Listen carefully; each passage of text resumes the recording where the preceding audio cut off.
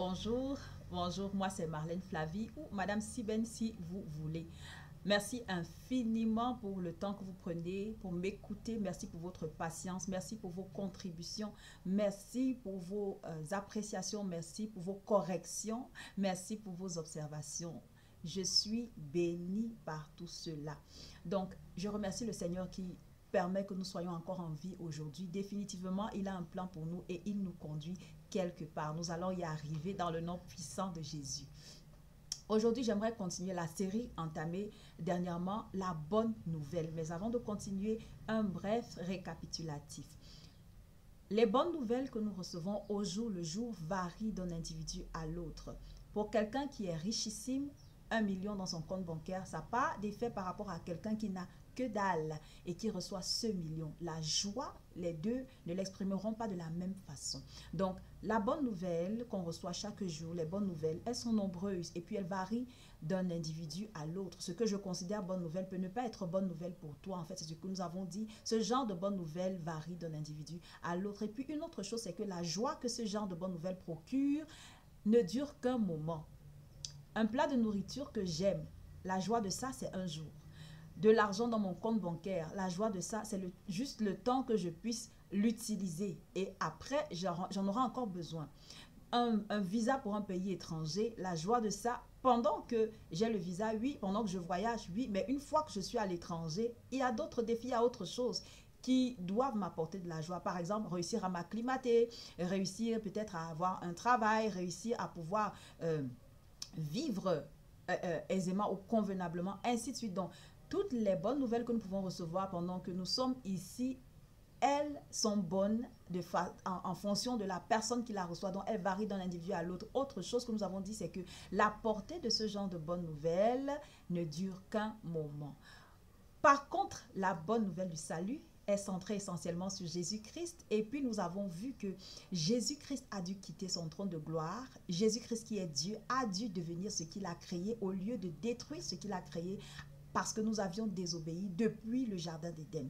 Il a décidé de devenir ce qu'il a créé. Il a été conçu par le Saint-Esprit et il est né de la Vierge Marie. Et pendant tout son temps sur la terre, il a rendu ministère par des guérisons, par des enseignements, par des miracles qu'il a opérés, par des personnes qu'il a délivré ceux qui étaient possédés de démons. Il a pardonné à beaucoup de pécheurs. Il a fait beaucoup de bonnes choses.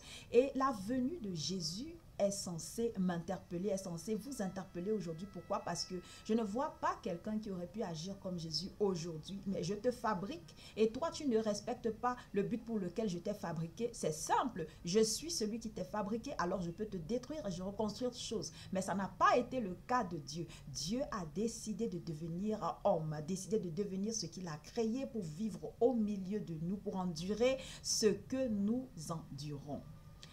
Tu crois que Jésus-Christ est venu, tu crois qu'il a eu ce ministère, qu'il a eu, alors l'amour de Dieu pour toi, bien-aimé, l'amour de Dieu pour moi est sûr, pur, désintéressé, profond et incomparable. Personne ne pourra jamais t'aimer comme Dieu t'aime. T'as aimé, t'aime et continuera de t'aimer. Personne ne pourra jamais le faire. Aujourd'hui, j'aimerais que nous parlions de la souffrance de Jésus. Il n'est pas simplement venu revêtir la chair pour rendre son ministère et s'en aller. Non, pendant son ministère, il a souffert. Donc, le deuxième aspect de cette bonne nouvelle du salut, c'est que Jésus-Christ, qui est Dieu et qui est devenu homme, a souffert. Le prophète Ésaïe en a longuement parlé. Dans Ésaïe, le chapitre 53, il parle de Jésus-Christ. Il dit au verset 2, il s'est élevé devant lui comme une faible plante, comme un rejeton qui sort de terre desséchée. Il n'avait ni beauté ni éclat pour attirer nos regards et son aspect n'avait rien pour nous plaire. Il s'agit de Dieu.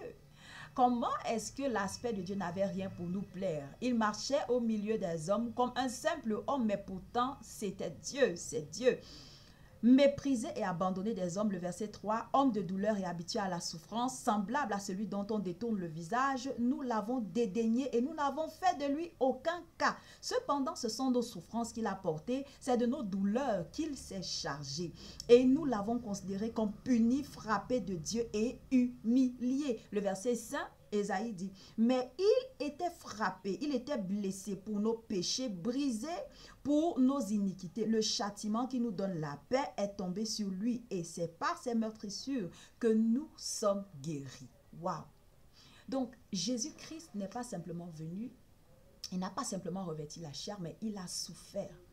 Il n'a pas souffert parce qu'il était coupable de quelque péché que ce soit, mais il a souffert parce qu'il devait porter mon péché, il devait porter ton péché. Et il l'a fait volontairement. Personne ne lui a forcé la main, c'était sa décision. Waouh, ça c'est une bonne nouvelle. C'est rare de voir quelqu'un qui accepte de porter le tort d'une autre personne. C'est rare de voir quelqu'un qui accepte de subir un châtiment qu'il ne mérite pas. Jésus-Christ, lui, il l'a fait. Jésus-Christ a souffert. Moi, j'aimerais dire en fait que comme Ésaïe, pardon, je veux continuer. Ésaïe dit au verset 6, nous étions tous errants comme des brebis, chacun suivait sa propre voie et l'Éternel a fait retomber sur lui l'iniquité de nous tous. L'Éternel a fait retomber sur Jésus l'iniquité de nous tous. Et 2 Corinthiens 5 nous fait comprendre au dernier verset 21 que Dieu a fait devenir pécheur Jésus-Christ. Jésus-Christ, Dieu l'a fait devenir péché. En fait, pardon, Dieu a fait que Jésus-Christ devienne péché afin que nous puissions devenir la justice de Dieu, sa justice. Regardons un peu comment toute l'humanité, le péché, toute l'humanité retombe sur un individu. Il s'agit de Jésus. Maintenant, tu crois que Jésus-Christ a souffert. Qu'est-ce que tu as gagné pendant que tu crois en sa souffrance? Moi, je crois en sa souffrance. Donc, la souffrance de Jésus-Christ, pour celui-là qui a compris, qui croit. Une autre chose, avant que j'en arrive à ça, une autre chose, c'est que sa souffrance a été encore plus pénible le jour même où il a été trahi, le jour même où il a été livré. Imaginez-vous, il n'a pas été livré par un étranger, il a été livré par un de ses disciples, Judas. Il a été livré par Judas, quelle trahison! Il a été livré par un ami, il a été livré par un frère, il a été livré par un disciple, il a été livré par quelqu'un à qui il avait confié la charge, la responsabilité de la trésorerie. Il a été livré par un intime. Moi, j'aimerais dire, quelle douleur! Quelle souffrance, à cause de mon péché, à cause de ton péché. Et lorsqu'il a été livré, il a été flagellé, il a été bien battu. Il a été placé au milieu de 2 brigands comme un vulgaire brigand, alors que lui n'avait pas péché. Il a subi tout ça pour qui? Pour moi. Il a subi tout ça pour qui? Pour toi, bien-aimé. Tu ne peux pas rester indifférent. Je ne peux pas rester indifférente à la souffrance de Jésus-Christ. Voilà la bonne nouvelle. Il n'a pas souffert parce qu'il le mérite, mais il a souffert parce qu'il veut nous aider. Maintenant, je crois que Jésus-Christ a souffert. C'est quoi que j'ai à gagner? Quel est mon gain? Quel est mon bénéfice? Qu'est-ce que cela procure? De savoir que Jésus-Christ a souffert. Ésaïe a dit plutôt que par ses meurtrissures, nous avons été guéris.